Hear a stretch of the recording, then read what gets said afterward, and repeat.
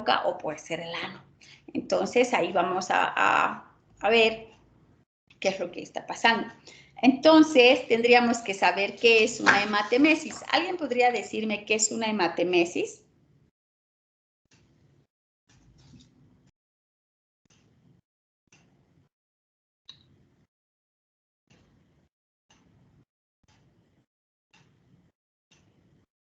¿Quién me puede decir?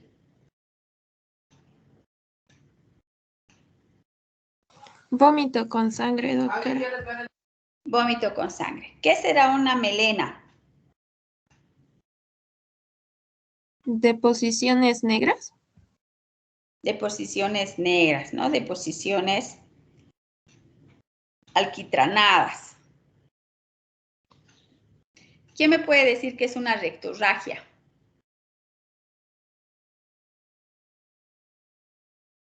Un sangrado activo del recto, proveniente del recto.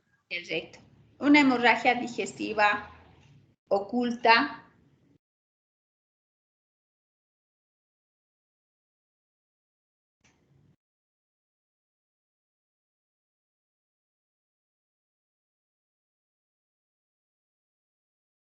¿Cuándo diremos una hemorragia digestiva oculta?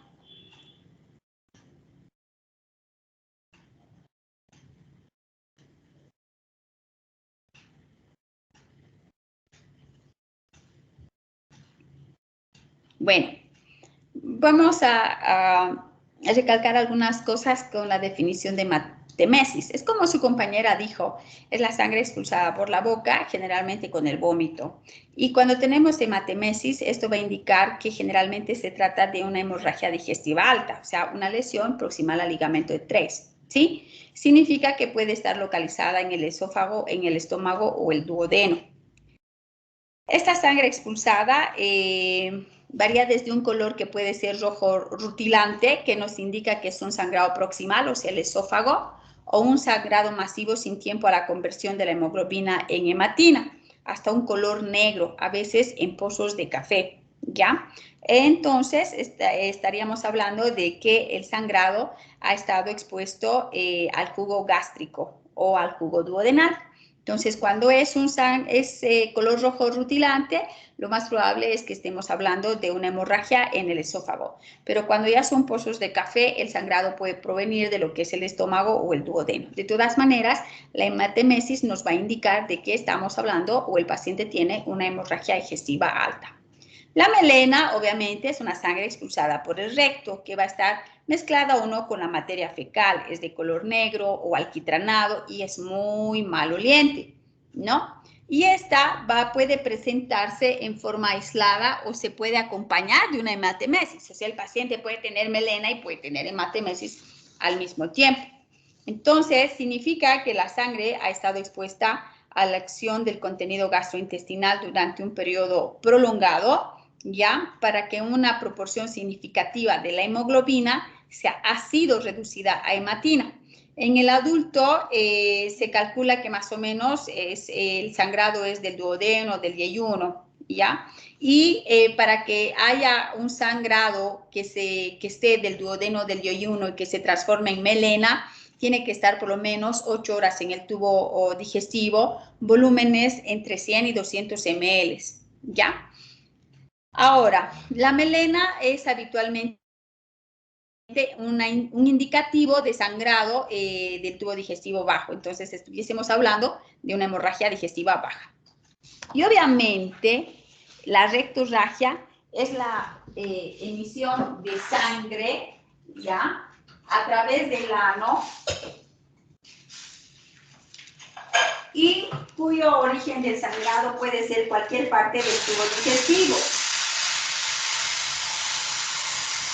Entonces, cualquier parte del tubo digestivo puede sangrar en una rectorragia, aunque uno cuando ve una rectorragia lo que piensa es que lo más probable es que está sangrando el colon terminal.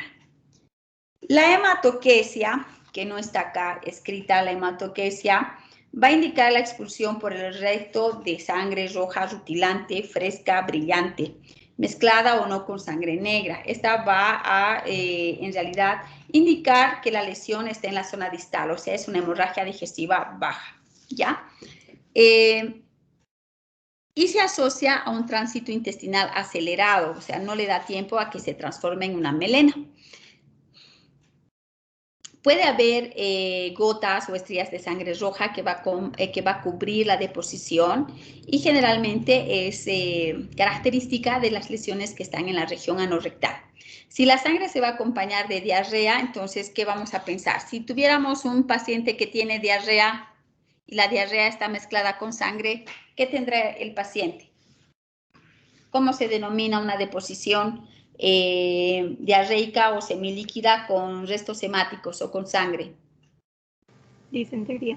O una disentería. Entonces, que puede ser por una colitis, puede ser por una enfermedad inflamatoria crónica, incluso podría ser una invaginación, una intususcepción. Cuando nosotros tenemos chicos con hematoquesia y tiene distensión abdominal y dolor abdominal, lo más probable es que tenga una intususcepción.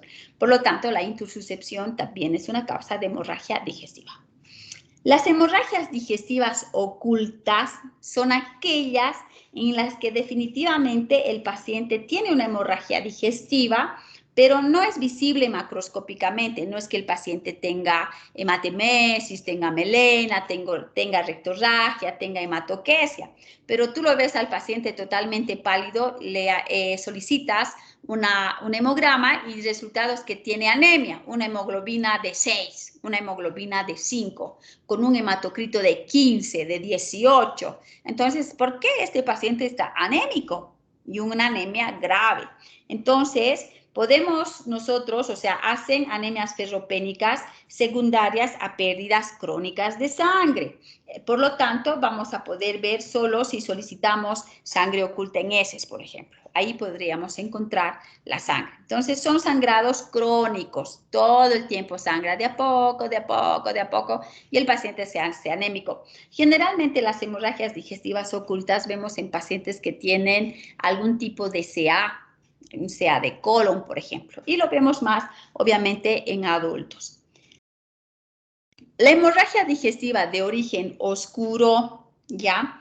Es la hemorragia de un origen desconocido que va a persistir o va a recurrir después de que uno hace una endoscopía alta o hace una colonoscopía.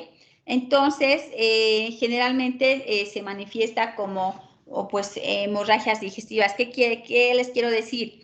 Que se les hace colonoscopías, endoscopías, más sin embargo, el paciente ya no se encuentra nada en la endoscopía, pero sin embargo tiene hematemesis o puede tener hematoquesia. A eso se denomina una hemorragia digestiva de origen oscuro. Muy bien, ¿cuál es la causa o cuál es la etiología de las hemorragias digestivas altas? ¿Ya? Dependiendo de la edad podemos ver de que las hemorragias en un recién nacido, por ejemplo, puede tener una hematemesis. ¿Por qué? Porque durante el parto, la cesárea, durante el nacimiento, el recién nacido deglutió sangre materna. Entonces pasa a veces que los pequeños, las primeras horas de vida, presentan hematomesis y es, ¡ay, el alboroto!, ¿no? O sea, la mamá, la enfermera, te dicen, está con una hematemesis. Lo más probable es que el chico se haya deglutido sangre materna. En el recién nacido puede ser por úlceras de estrés, puede ser por una gastritis hemorrágica y también puede ser por enfermedad hemorrágica del recién nacido. Las enfermedades hemorrágicas del recién nacido sobre todo se da en aquellos recién nacidos que fueron obtenidos por partos domiciliarios, por lo tanto son pacientes que no van a tener la vitamina K y hacen enfermedades hemorrágicas del recién nacido. En los lactantes se puede deber a esofagitis, gastritis, ingesta de aspirina, salicilatos, ingestas de ácidos de álcalis, varices esofágicas, úlceras por estrés. Las varices esofágicas se ven mucho en los lactantes porque hacen hipertensiones portales y eso es debido a que, sobre todo en el lactante mayor, estamos hablando de un chico entre 1 y 2 años, Son pacientes que han sido cateterizados por vía central, estamos hablando cateterismo de la vena umbilical, entonces esto puede, como se administran medicamentos, muchas veces se administran medicamentos electrolitos, incluyendo el calcio, entonces pueden desarrollar varices esofágicas. Ya no es que un lactante sea un paciente que le echa el trago, salud, salud, y entonces hace una cirrosis hepática y esta va a llevar a unas varices esofágicas. En los preescolares, las causas son las esofagitis, las gastritis, las duodenitis, la ingesta de salicilatos, incluso en los lactantes, la ingesta de salicilatos, la ingesta de AINES, antiinflamatorios no esteroideos. En los menores de 6 meses no puedes usar ni ibuprofeno ni diclofenaco, pero hay algunas mamás que cuando los llevan a vacunar a sus bebés y hacen caso a la comadre, les ponen pues parches de ketorol, ¿no? Parches de 30 miligramos, imagínense una baba que pesa 4 kilos, 5 kilos, hacen hemorragias digestivas. Ingesta de ácidos o álcalis, varices esofágicas, úlceras por estrés, ulcus duodenal, desgarros de la mucosa gastroesofágica, trastornos de la coagulación, vasculitis, son causas en los preescolares de hemorragias digestivas. Y en el escolar y el preadolescente, similar al preescolar, pero además pueden tener malformaciones vasculares, ectasia antral, ectopías de mucosa gástrica en esófago, desgarros de la mucosa gastroesofágica, trastornos de la coagulación y también vasculitis. Lo que quiero decirles es que las causas de la hemorragia digestiva en los pacientes pediátricos son muchas, son múltiples las causas inflamatorias que van a producir erosiones acidopépticas, malformativas, tumorales, vasculares, que van a originar pues hemorragias digestivas en el niño. Generalmente las hemorragias digestivas en el niño son etiologías benignas, o sea, no es que está con hemorragia digestiva, seguro es un cáncer, ¿no? Entonces, generalmente es de etiología benigna y obviamente va a ir en función a la edad del paciente, ¿sí? Luego, también es muy importante que hay hemorragias secundarias a una enfermedad sistémica, por ejemplo, trastornos hematológicos, habíamos hablado anteriormente de la sepsis, de chicos muy enfermos que están en las terapias intensivas, ¿no? Y obviamente se puede ver la existencia de lesiones locales en el tubo digestivo, siendo las más frecuentes a nivel distal, ¿no? O sea, tenemos entre el 10 y el 20% de hemorragias digestivas altas y del 30 al 40% en el intestino delgado y el 50% en la región colorectal. Es muy importante realizar una evaluación diagnóstica y una anamnesis, ¿ya? Es muy importante cuando nos llega nuestro paciente. Entonces, primero debemos de saber la edad, si el paciente tiene antecedentes de tos o tiene sangrado por la nariz, porque puede que se haya tragado sangre y haya tenido epistaxis en la casa y está vomitando porque la sangre es muy irritativa y el chico está con vómitos en pozos de café, ¿no es cierto? Pero lo más probable es que el chico haya tenido epistaxis. Es importante saber otros síntomas digestivos, es importante saber de qué color es, el aspecto de la sangre que es emitida para ver si es hematoquesia, es melena, es hematemesis, ¿entienden? Entonces es importante. También la relación que tiene con las heces, ¿no? Porque hay también ingestión de fármacos gastrolesivos o cuerpos extraños. Ingestión de fármacos, alimentos aditivos, colorantes alimentarios.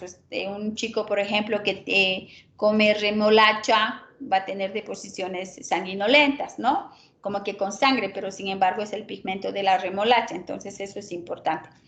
Es importante ver si el chico tiene antecedente de alguna enfermedad digestiva o hepática aguda o crónica. Es importante saber síntomas extradigestivos y es importante también saber los antecedentes familiares, ¿no? Entonces, eso es muy importante. Entonces, debemos nosotros saber si se trata definitivamente de un sangrado digestivo verdadero o es una falsa hemorragia o de un sangrado extradigestivo.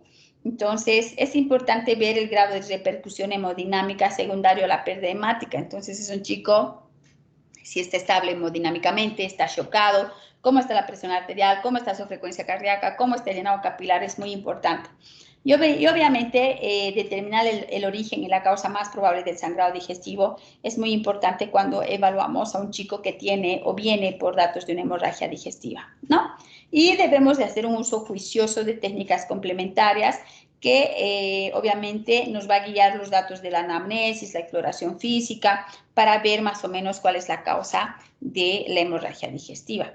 Las falsas hemorragias, por ejemplo, entre las causas de las falsas hemorragias están algunos alimentos como por ejemplo las espinacas, la remolacha, el chocolate negro, muchos aditivos colorantes alimentarios, refrescos, fármacos como el bismuto, la rifampicina, la ampicilina, el carbón activado, el hierro, pues cambian el color de las heces, ¿no? Esto puede dar una coloración rojiza o oscura y entonces uno dice, ay, es una melena, cuando en realidad el chico consume hierro, por ejemplo. Entonces, hay que determinar si se trata o no se trata de una hemorragia digestiva verdadera o una hemorragia digestiva falsa, ¿ya? Entonces, para eso hay que hacer una buena anamnesis y hay que hacer un buen examen físico también. Es importante en el caso de, por ejemplo, de presencia de sangre en el vómito o heces del recién nacido, que es por deglución de la sangre materna, ¿no es cierto? Que puede ser deglutir a través del paso por el canal del parto o también por una fisura del pezón de la madre. Entonces, el neonato amamanta y se está tomando sangre más.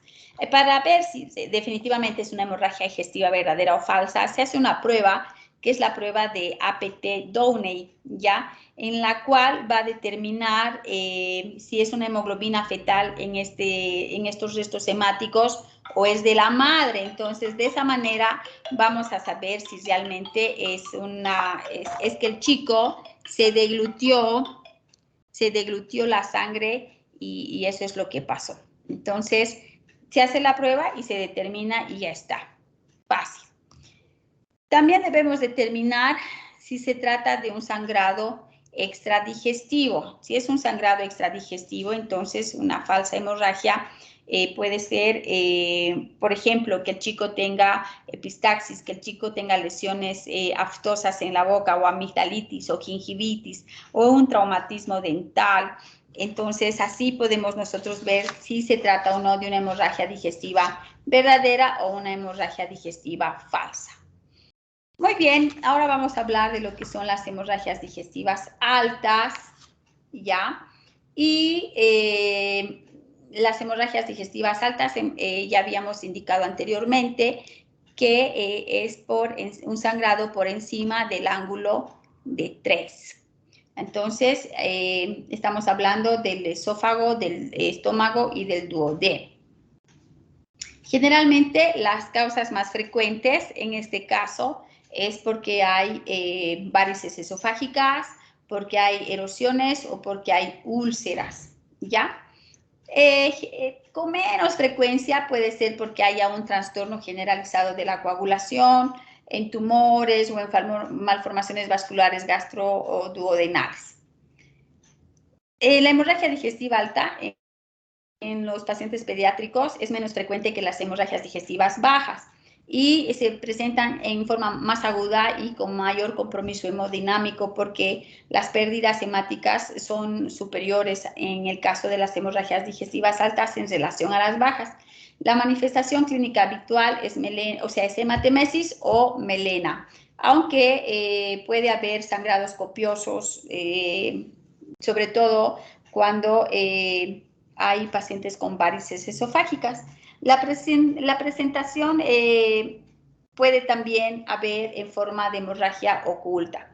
Es importante hacer una historia clínica completa, un examen físico completo y ver de dónde está sangrando y obviamente esa es una endoscopía, ¿no? Las técnicas radiológicas e isotópicas complementan la evaluación diagnóstica, pero con una endoscopía estamos mejor. Entonces, es importante la anamnesis, la exploración física. En la exploración física es importante la presión arterial, es importante el llenado capilar. es importante ver la presión, la frecuencia cardíaca para ver si el paciente está en shock o no está en shock. Eso es importante. Cuando nosotros vemos al examen físico, obviamente debemos ver la coloración de la piel, si el paciente tiene petequias, telangiectasias, tiene púrpuras, tiene pigmentaciones, porque tenemos que ver que tal vez esté asociada a una enfermedad extraintestinal. Es importante ver si no tiene epistaxis, por ejemplo, si no se cayó, se movió una pieza dental, cómo están esas amígdalas, si no están hipertrofias congestivas. Es importante ver el abdomen para ver si no tiene visceromegalias. Es importante ver la exploración perianal o anorrectal, ¿ya? Entonces, es importante. El examen de heces nos va a ayudar, obviamente, para ver de dónde es el sangrado, ¿no? O sea, para ver si es una rectorragia o es una melena, nos ayuda muchas veces ver el sangrado. Entonces, no se olviden que hay que hacer una valoración hemodinámica y hay que ver el grado de afectación que tiene el paciente.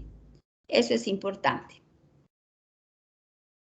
Entonces, ya habíamos hablado de las sangres maternas digeridas, hemos hablado de las causas en los lactantes, en los preescolares, hemos hablado, hemos hablado de las hemorragias ocultas, por ejemplo, ¿no? Donde tenemos que hacer un examen de sangre oculta en heces. Entonces, cuando evaluamos a un paciente, es muy importante examinar boca, orificios, hay que evaluar las constantes vitales, la presión arterial es muy importante, la frecuencia cardíaca, el llenado capilar. Cuando tenemos un paciente que ha tenido una pérdida sanguínea menos al 15%, su presión arterial es normal, su frecuencia cardíaca puede incrementarse, puede estar taquicárdico en un 10 al 20% y su relleno capilar es conservado. Cuando tenemos un paciente con un compromiso hemodinámico grado 2, la pérdida sanguínea es del 20 al 25% de la volemia, obviamente el paciente tiene taquicardia, más de 150 latidos por minuto, está taquipneico, 35 a 40 veces por minuto, su relleno capilar está prolongado, la presión arterial está disminuida, tiene una hipotensión ortostática, la presión arterial es diferente cuando está sentado que cuando está en decúbito dorsal y está entrando en una oligoanuria, su diuresis es menor a 1 ml kilo hora.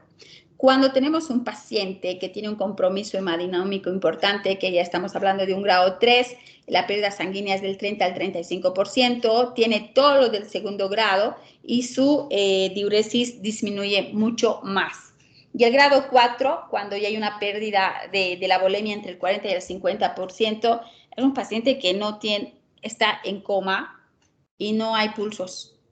No hay pulsos. ¿Qué tenemos que hacer cuando tenemos un paciente que está, si está en shock, obviamente hay que pasarle volumen, pero hay que hacerle también transfusiones sanguíneas, que es muy importante. ¿Qué estudios vamos a solicitar en nuestros pacientes? Vamos a solicitar un hemograma completo, obviamente estudios de la coagulación, acá va a entrar el TPL y el INR, las plaquetas. Es importante hacer pruebas funcionales hepáticas, hay que hacerle un estado ácido base con un ionograma y obviamente hay que hacer pruebas funcionales renales y hay que ver cómo está el paciente, ¿no? Entonces, las pruebas de laboratorio son muy importantes. Cuando nosotros tenemos pacientes que tienen una hemorragia digestiva alta, seguramente vamos a poner una sonda nasogástrica porque si sigue con hematemesis y está vomitando y el paciente se choquea y su estado de conciencia se altera, se puede broncoaspirar. Por lo tanto, seguramente vamos a poner a nuestro paciente una sonda para un aspirado y para ver e incluso cuantificar cuánto de pérdida hemática tiene el paciente. Y se va a solicitar, obviamente, una endoscopía digestiva alta, donde se va a poder evidenciar qué está pasando, ¿no es cierto? Entonces, si tenemos pacientes, por ejemplo, que tienen unas varices esofágicas, nos van a informar la endoscopía con los criterios de Forrest, que es Forrest 1A, 1B, 2A, BC y Forrest 3, de acuerdo al tipo de sangrado que se va a encontrar. Se puede encontrar sangrado a chorro, sangrado babeante, se puede ver un vaso visible, ¿ya? O sin sangrado ni estigmas. Entonces, ahí nos van a informar en el reporte de la endoscopía qué criterios de Forrest tiene el paciente. Entonces, es importante. Otras exploraciones que podemos hacer, aquí nos hablan un poco cuando tenemos un paciente que viene con una diarrea sanguinolenta. Dijimos que es una disentería y que generalmente es por proceso inflamatorio del colon, ¿no? Y pues lo más probable es que sea un proceso infeccioso incluso por una bacteria. Hay que solicitar coprocultivo, toxina de Clostridium difficile, se puede solicitar una colonoscopía o sigmoidoscopía, se puede solicitar tomografía computarizada con contraste, es importante ver la hemorragia rectal con heces formadas, hay que hacer un examen rectal externo, hay que hacer una sigmoidoscopía o colonoscopía. Es importante cuando tenemos pacientes que tienen una hemorragia digestiva baja, incluso descartar de que este chico no haya sufrido de un maltrato infantil. Entonces puede incluso haber sufrido una agresión sexual. Es increíble cómo la gente trata de tapar lo que hace, ¿ya? Entonces uno tiene que ser bastante desconfiado para poder ver cómo va a guiar a ese paciente. O sea, no es que, sí, está haciendo caca con sangre y ustedes no van a revisarle el ano. Se tiene que revisar el ano. Hay mucha complicidad en el caso de las señoras que tienen una segunda pareja y tienen hijos con otra persona antes. Entonces, se ven cosas muy, muy, muy escalofriantes y muy feas y nosotros tenemos que ver el bienestar de ese chico. Entonces, tenemos que revisarlo. Es por eso que hay que hacer un examen rectal, hay que ver qué está pasando, hay que observar, ¿ya? A veces puede haber un divertículo de Meckel ya que está sangrando también, entonces se tendría que hacer esos tipos de exámenes. Ahora, mucho la radiografía no nos ayudaría en realidad para poder solicitar, o sea, el gold estándar sería una colonoscopía, hay que ver de dónde está sangrando, ¿no es cierto? Entonces, con eso ya tenemos de dónde sangra y ya está. Si tuviéramos pacientes que tienen datos de una obstrucción intestinal, o sea, tiene datos, viene con hematemesis y tiene distensión abdominal, timbre metálico, etcétera, de repente ya necesitaríamos hacerle una radiografía para ver qué está pasando a este nivel, ¿sí? Ese es un pequeño algoritmo para ver qué tenemos que hacer con nuestro paciente. Pero cuando tenemos chicos que hemodinámicamente están inestables, lo primero que tenemos que hacer es una estabilización hemodinámica y para eso tenemos que mantener una adecuada oxigenación. Por lo tanto, a nuestro paciente tendríamos que darle oxígeno, que puede ser por mascarilla o puede ser por puntas nasales. Tiene que tener 2 vías venosas, idealmente una vía central.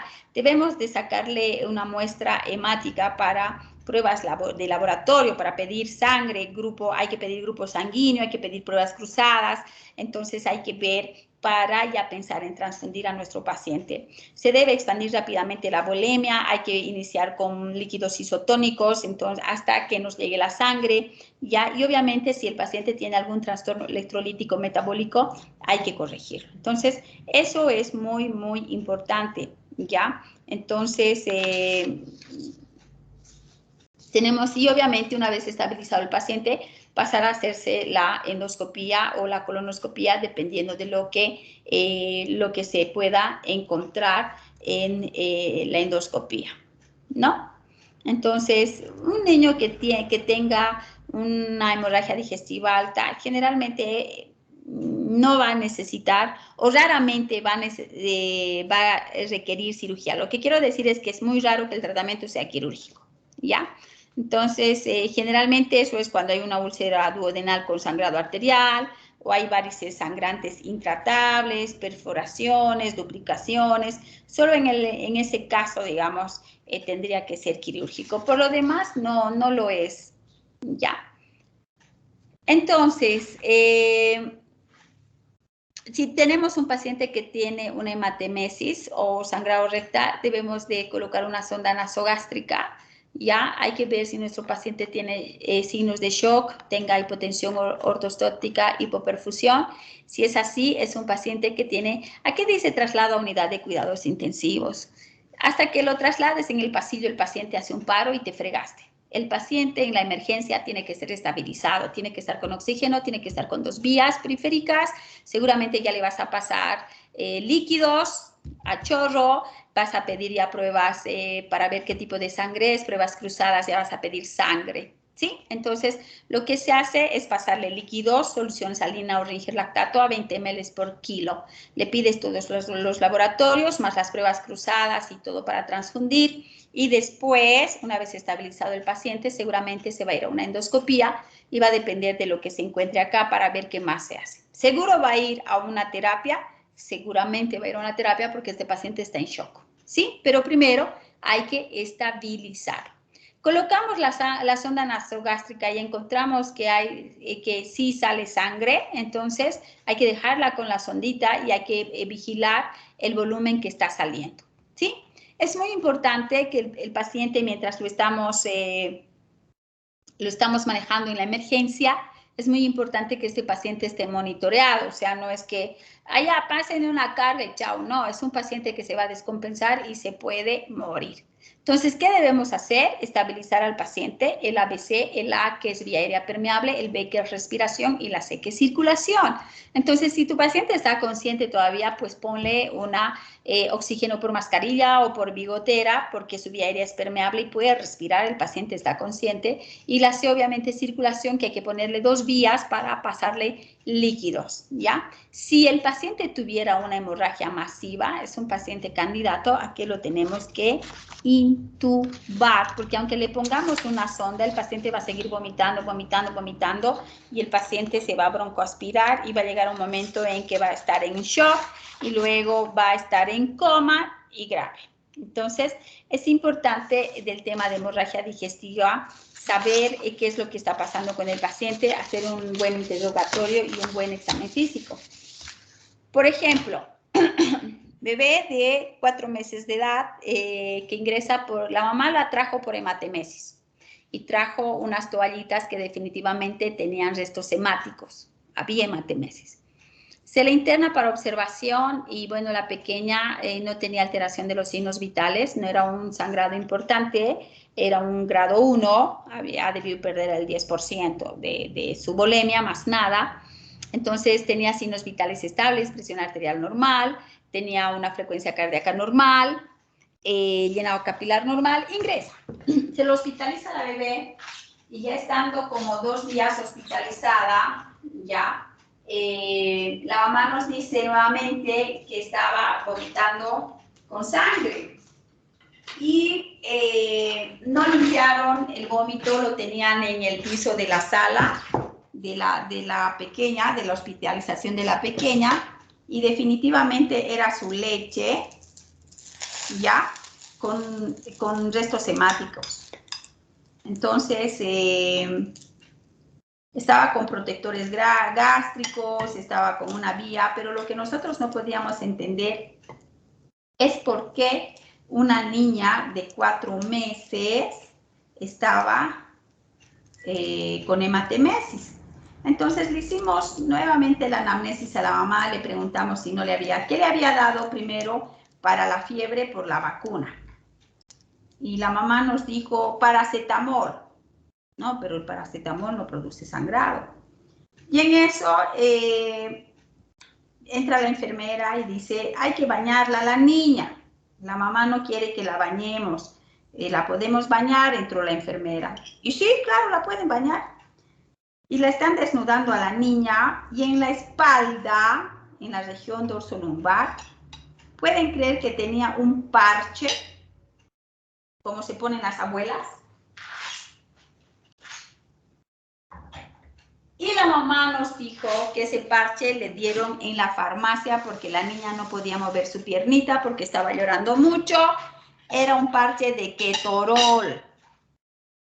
El ketorol es un antiinflamatorio no esteroideo. Era un parche de 60 miligramos de ketorol o de ketoprofeno, si no me equivoco. Pero imagínense, esa fue la causa de sangrado en esta nena, porque no tenía antecedente de haberse hospitalizado en neonatología, no estaba en la terapia intensiva, no le habían cateterizado la vena umbilical, entonces no había datos de hacer o de pensar en varices esofágicas. Entonces estuvimos pensando que de repente la mamá estaba exagerando la nota y por eso la internamos, pero definitivamente la niña tenía hematemesis, pero era por el ketorol, no era por otra cosa, ¿ya? Estuvo con nosotros hospitalizada como unos 5 o 7 días más y chao. Entonces le explicó a la mamá que no podía ponerle pues parches de ketorol. Esa fue la causa de su hemorragia digestiva alta en el caso de esta niña. Entonces, es importante investigar, preguntar, interrogar, examinar. Muchas veces no encontramos nada, ¿no es cierto? Porque en el caso de esta nena no tenía nada y no tenía nada pues porque le había puesto a la mamá parches de ketorol y nunca nos avisaba que era ketorol. Entonces, eso con el tema de hemorragia digestiva, chicos. La próxima clase nos toca hablar de síndrome de Down, trisomía 21 y síndrome de Turner, ¿sí? Me recomendaron de que por favor asistan a las clases, que están controlando asistencia, cómo se graba la asistencia y todo. Por ejemplo, hoy están 14 y creo que ustedes son 20 y no sé cuánto. Bueno, en fin, que tengan una buena noche, chicos. Supongo que están en semanas de exámenes, puros exámenes. Estudien mucho y que les vaya bien. Y nos vemos el próximo martes. Que tengan una buena noche. Doctora, una consulta. Doctora, Sí. Sobre el examen, doctora, habían algunas preguntas que tenía duda. No sé si ya los revisó, podríamos hacer la revisión del examen. No lo vi el examen, mamita. Aún no lo vi. Sí, La verdad. podría verlo, por favor, doctor. Es que hay algunas preguntas. No ¿Cómo? sé si soy yo, creo que faltaban el excepto. O algunas preguntas que en las que tenían clave Ya. eran, digamos, 1 y 3, pero no había esa opción para responder y en eso es como que nos hemos complicado un poquito. Las que tenían que tener excepto tienen excepto. Ahora en la clave habría que ver un poco la clave, pero no creo porque se ha copiado tal cual. Díganme las preguntas y lo revisamos, pues. Ahora le digo, Es que, doctora, de una persona puede ser la pregunta número 5 y de la otra la 30 y algo. Sí, pero si me dicen la pregunta podríamos revisarlo. ahí está, doctora. Dice, se debe realizar diagnóstico diferencial de leucemia con, y te da la opción 1, infecciones por virus del Epstein-Barr, la 2, citomegalovirus, 3, micobacterias y 4, parvovirus. En ese faltaba el excepto. Por ejemplo, ahí era 1, 2 y 3. Creo que la mayoría respondió eso y en la corrección aparece solo la D. O sea, infección por parvovirus y ese no era. ¿Y cómo era la pregunta? ¿Qué decía la pregunta? Se debe hacer diagnóstico diferencial con leucemia, dices, ¿no? Sí, doctor. Ya, otra. Estoy queriendo entrar al examen.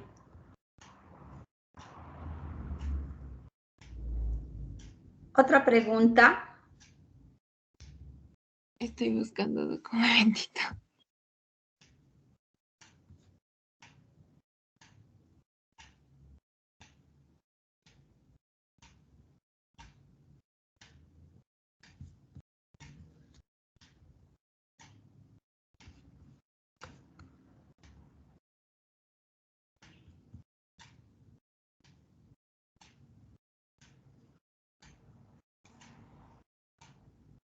Esta es un caso clínico, doctora. Es niña de 4 años que se Ya. presenta con malestar general, letargo, palidez, fiebre ocasional en las últimas 9 semanas.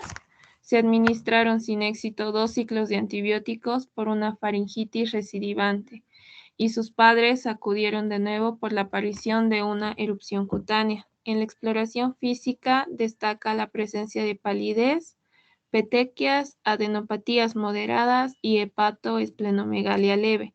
Tiene el siguiente reporte de laboratorio. Hemograma, la hemoglobina de 3,8, hematocrito 15%, volumen corpuscular medio 86 femtolitros, leucocitos 2460, ácido úrico 19, LDH 220 unidades por litro y plaquetas 40.000, fosfatasa alcalina 263 unidades por litro, bilirrubina indirecta de 6, la directa de 2, GOT 149, GPT 65, proteína C reactiva de 4 y procalcitonina de 0.5, urea de 12, creatinina 0.6.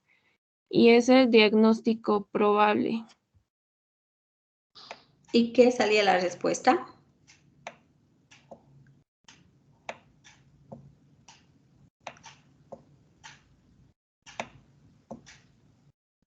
Ay, ¿Qué está hablando con el micrófono apagado, Doc. A ver, dame un segundo. Por favor, Doc. No, está encendido. Hola. Hola.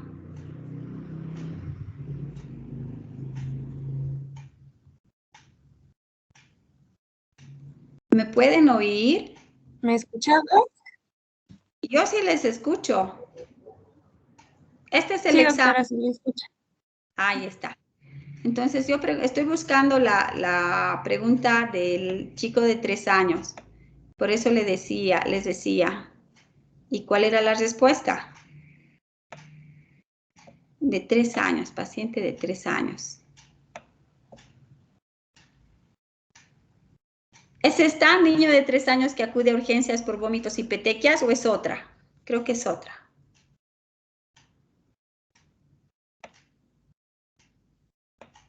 Niño de 10 años. Niña de 4 años.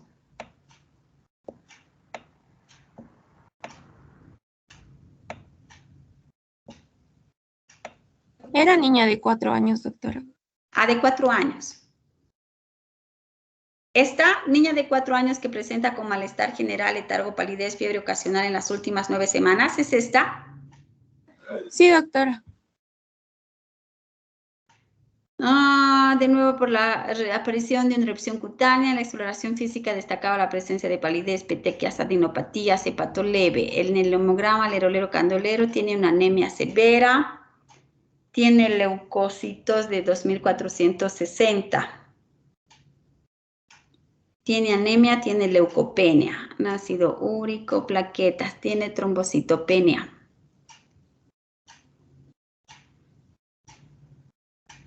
La procalcitonina es de 0,5, la creatinina 0,6, la fosfatasa alcalina normal. A ver, ¿qué salió? Pero la respuesta es la correcta, tiene pancitopenia, por lo tanto es una aplasia de médula.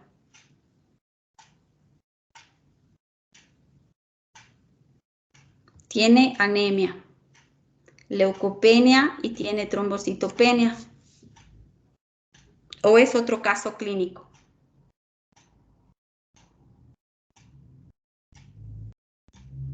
No, sí, doctora, se me equivoqué. Tiene pancitopenia. Ya, buscaremos el otro que es del excepto, que no pusimos excepto. Es de diagnóstico diferencial de las leucemias, ¿sí? Sí, doctora. Ya, busquemos.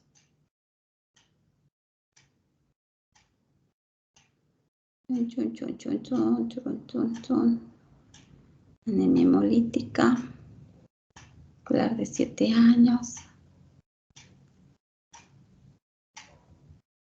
Paciente de 4 años. Doctora, había una pregunta hablando creo que de las hemofilias, cuáles eran los tipos y para mí salió mal la respuesta. Ah, salió la respuesta. A ver, vamos a ver.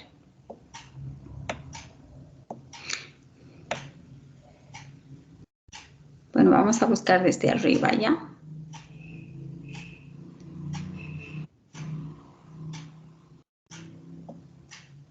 Púrpura trombocitopénica. ¿Cuántos son en total, chicos? ¿Saben? Tengo 79 respuestas. ¿Significa que van a dar rezagados? ¿O no habrán podido subir su examen?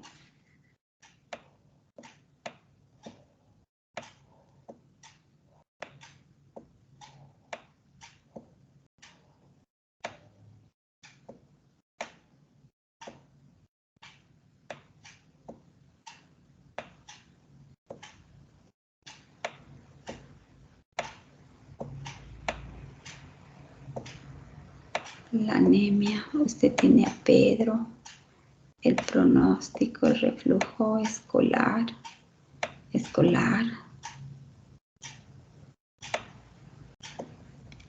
A ver. La púrpura tibial entre los diagnósticos.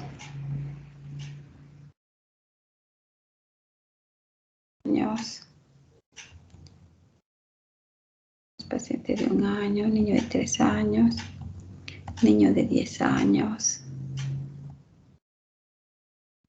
niña de 4 años, adenopatía. Ah, esta. Pero no está calificada. Sí, la 29, doctora. Se debe realizar diagnóstico de leucemia con lero candolero.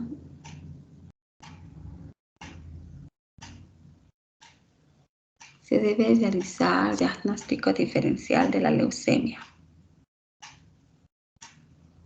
Infecciones por parvovirus.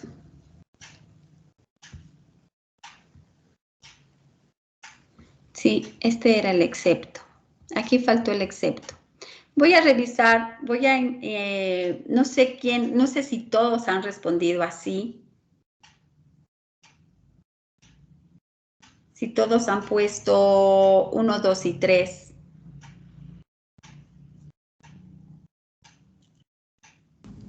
Sí, Doc, eso puse yo. Porque ustedes son 14 ahorita. No sé si los 14 han puesto 1, 2 y 3. Porque si solo son 14, o sea, sería medio...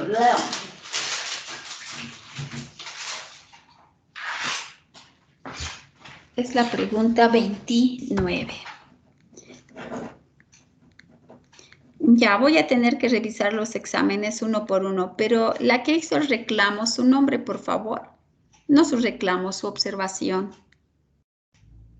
Para irme directamente a su examen. Hola. Belén Andrade, doctora. Belén Andrade. Ya, ¿quiénes más han puesto 1, 2 y 3? Prado, doctora. ¿Quién? Prado. Stephanie Prado. Carla. No, Stephanie Prado. Stephanie. Prado. Ya. ¿Quién más? Daniela Mercado. Silva más, doctora. Sí, doctora. Ya, un segundito. Daniela Mercado. ¿Quién más? Rocío Cusi. Rocío Cusi. ¿Quién más? Hugo Miranda, por favor. Hugo Miranda. ¿Quién más? Silva más, doctora, por favor. ¿Quién? Silva más. Silva. Más. ¿Más? Sí, Silva más. Así como me estás diciendo, Silva más. ¿Solo Silva más? Sí, mi apellido es Silva, el paterno, y el materno es más, M-A-S. ¿Y tu nombre? Anthony de Jesús Eduardo. Ay, Anthony, ¿cómo no me dices tu nombre? ¿Quién más? Yo, doctora Cristian Cosío. Cristian. Cosío. Cosío. ¿Alguien más? Momani Pawasi, Doctora, doctora. pero se puede también, hasta donde yo sé, cuando a veces, digamos que hacen el examen, todo y se equivocan en alguna respuesta, se puede cambiar la respuesta de modo que, o sea, simplemente, o sea, tú cambias la respuesta y les vuelve a calificar y a todos los que habían marcado la alternativa correcta se les pone como buena. Se puede hacer eso para que no esté revisando Yo individualmente. pienso que sí. Voy a preguntar con los de, ¿cómo se llaman? No sé si es tecnología, no me acuerdo. Pero hay gente que nos ayuda. voy a preguntar, pero y si no me pueden ayudar, amigos, denme nomás sus nombres. ¿Quién más, amigos? Gabriela León, doctora. Pero gracias, Anthony. Voy a preguntar a los de recursos de no sé qué. ¿Quién más? Evelyn Vargas, doctora. Ya. ¿Alguien más, chicos?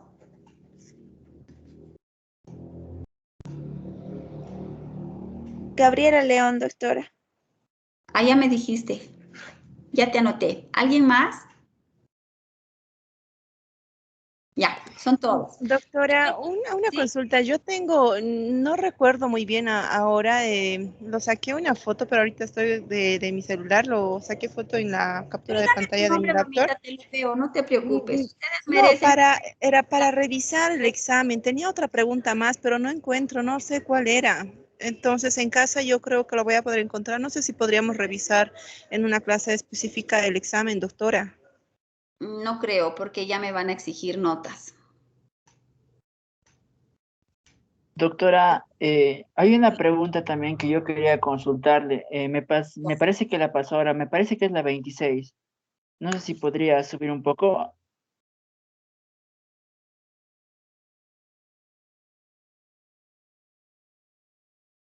No, perdón, la 27 es la 27, la 27.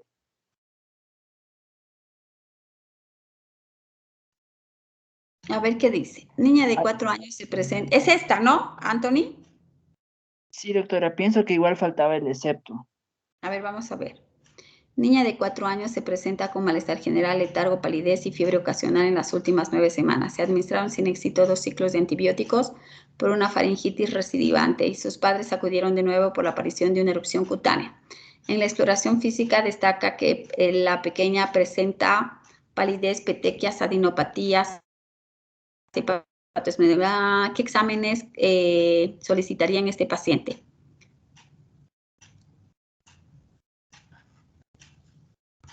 Si solo 4 es verdadero.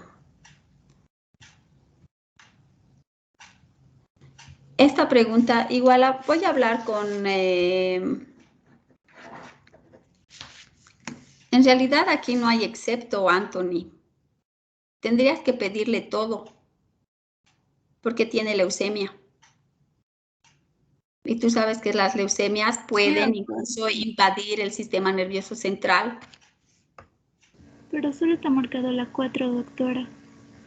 Es que no había todas tampoco. Ah, no, sí, sí había. Sí, Ah, bueno, por yo eso. marqué 1, 2 y 3, doctora. No te preocupes, voy a revisar, estamos con la pregunta 27, porque se modifica en este examen, o sea, las preguntas, ¿no?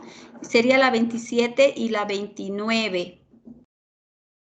¿Alguna otra pregunta, chicos, que ustedes hayan visto? Porque esto se puede modificar. Yo voy a hablar con ¿qué es? Con esos amigos para ver la respuesta, poner la respuesta correcta. No había excepto, la respuesta eran todos. Doctora, yo tengo Era también todos. una observación. ¿Cuál?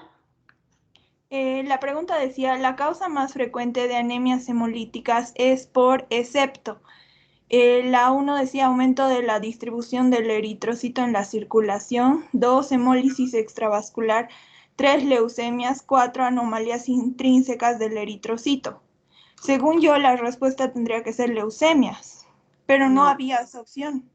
No.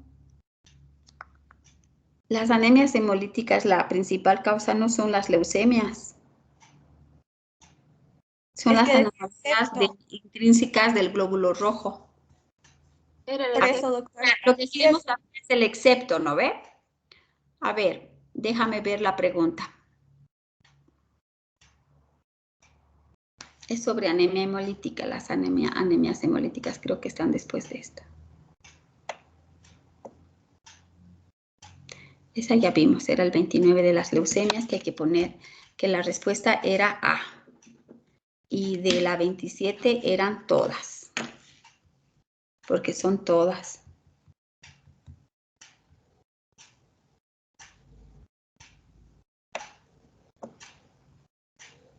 ¿Es esta?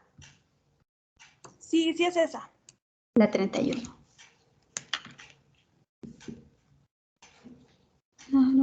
Anomalías intrínsecas de los eritrocitos.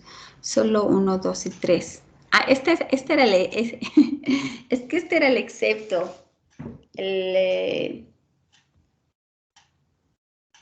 A ver. Por eso la 3 y no había esa opción. Dame un segundito. La anemia, el aumento de la destrucción de los eritrocitos. No, déjame revisar esta. Va a estar en veremos, ¿ya? De la 31. Porque es lo mismo que el otro. Era para marcar todos. Y aquí era para marcar solamente 4. O sea, tendría que ser la respuesta era D.